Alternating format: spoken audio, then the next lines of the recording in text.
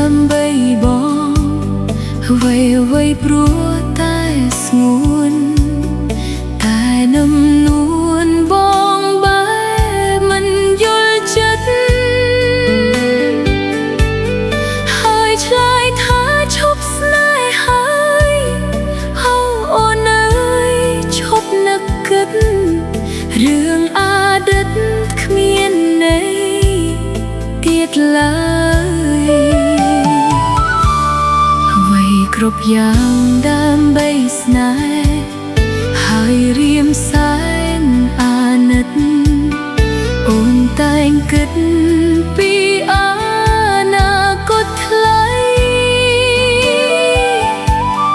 បងមិនយល់ទឹកចិត្តអូ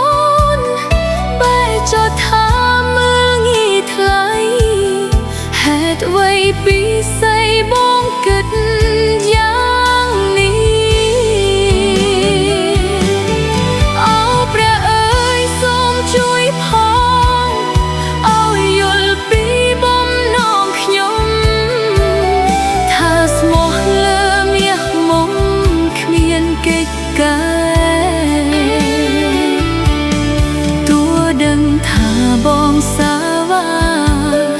តែចិនដាអូននៅស្មោះភក្តីស្នេហ៍ចំពោះបងលោកស្រី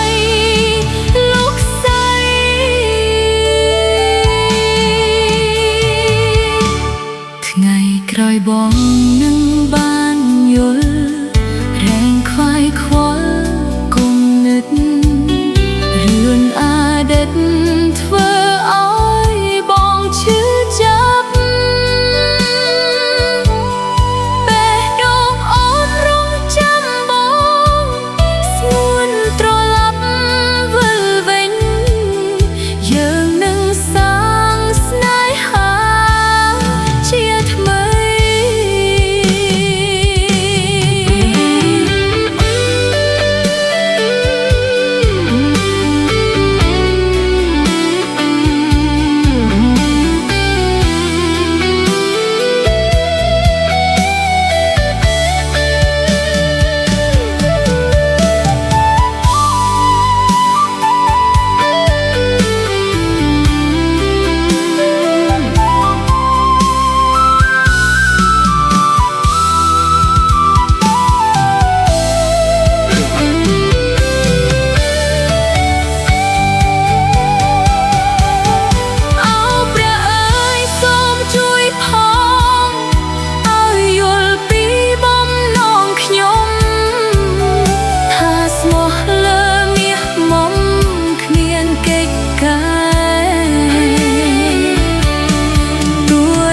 ថាបងសាវា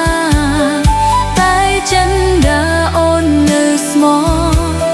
ភក្តីស្នេហ៍ចំពោះបងលោកស្រី